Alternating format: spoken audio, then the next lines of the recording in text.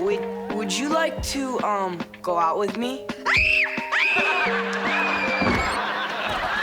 call me later. Earboy, or Walter, as we like to refer to Earboy, that's his first name.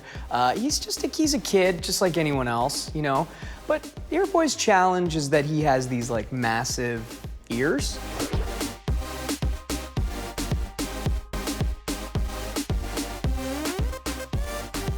Did you see me out there, Earboy? It's kind of hard to miss a dancing pizza. Pizza face. Pizza face had a pizza on his face. Pizza face was a really good friend. Looking out for Earboy, being there for Earboy, just like any good friend that you see on television. He was always there for his friend, no matter what. Maybe if you can dance, people will forget about your freakish ears. They didn't laugh at me, and my face is borderline nasty. It was about, you know, yeah, you might have had those imperfections, but you could still be cool. Like, we had a message involved in it, too, so it was pretty cool. Well, I guess I'll give it a try. All right.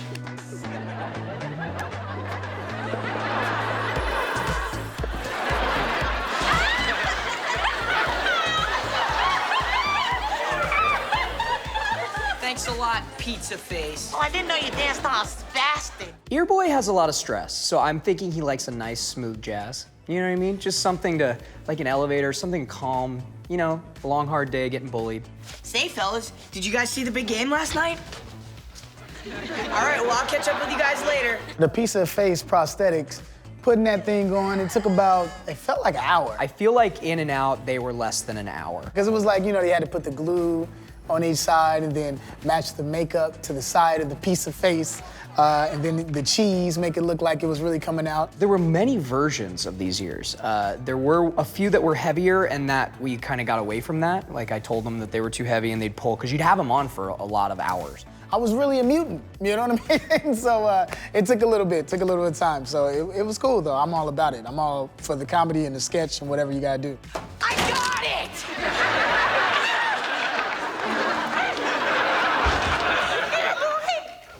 What's your combination?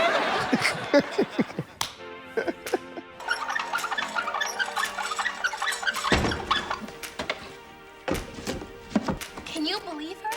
Quiet! Why are you talking? This is a library! She's a librarian. Her name is Mrs. Hushbaum, and we all know we're supposed to be quiet in a library. And she is very adamant that you be quiet in the library. Quiet! But ironically, she is very loud. She is a loud librarian. How can you be so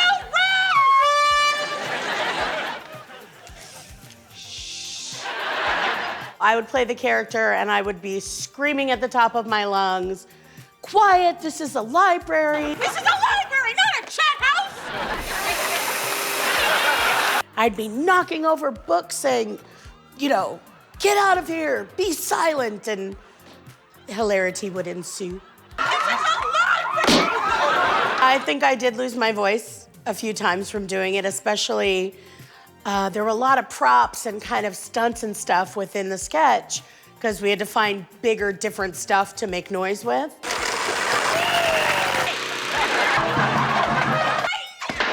So that kind of stuff, you know, it takes a couple times maybe to get it right. So by the end of 2, 3, 4 takes of quiet, this is a library, it was like, quiet, this is a library. Stop talking! You have a choice! Silence or violence! Now you're gonna be questioned. All right, well, who gonna question me? I'm Detective Dan.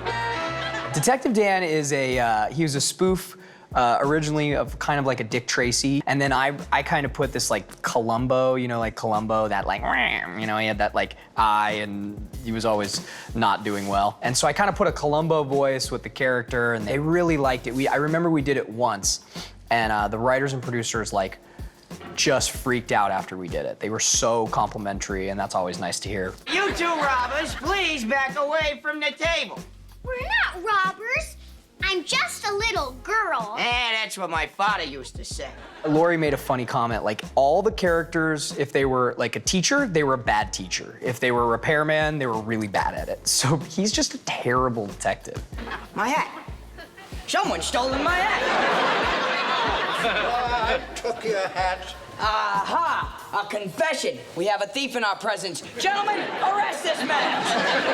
Protest. He's not good at his job.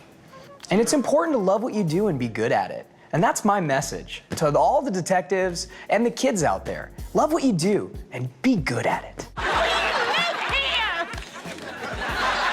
So if you live here, then why are you robbing your own house? Detectives' attention to detail has to be really specific, I think. Those guys like walk in, or girls walk in and survey a scene, right? And you know, my ADD, I'm like a kitten. You know, I'm barely focusing on you right now when we're talking. Help me! I'll help you, ma'am. I'll just look in this filing cabinet.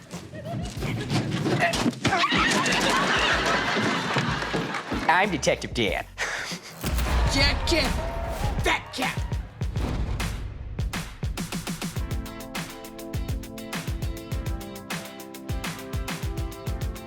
Can you handle all the stuff about Jack Campbell, Fat Cop? Because it's a lot to swallow. What about all our stolen stuff? Go Meatloaf. Oh. He is a offbeat, loving guy named Jack. He gets very distracted by food, primarily. Is something the matter? All sorts. He's a savory and a sweet guy. He's not just one or the other. Doesn't matter. Is it carbonated? Sure. Is it flat? Sure. He will drink and eat it all, and he will never solve a crime. What about our stolen stuff, Officer Campbell? But what came with the turkey, huh? Mashed potatoes, gravy, corn, macaroni and cheese. What difference does it make? Answer the question! My uncle is kind of a big guy, and he's an NYPD cop. So part of he's sort of a herky-jerky older guy. So part of Jack Campbell, Fat Cop is my uncle, but if he sees this, I'm sorry, and please don't send me back to the clink. That's Fat Cop today is jockeying the desk. He's making sure everybody's getting their pensions. And on the weekends, he does some private eye stuff just to like sort of rekindle that old flame. I'll check upstairs. That's why I look upstairs. There could be some ham upstairs. But it's mostly in, generic brand donut shops. I don't know why you're upstairs. There's no ham up there.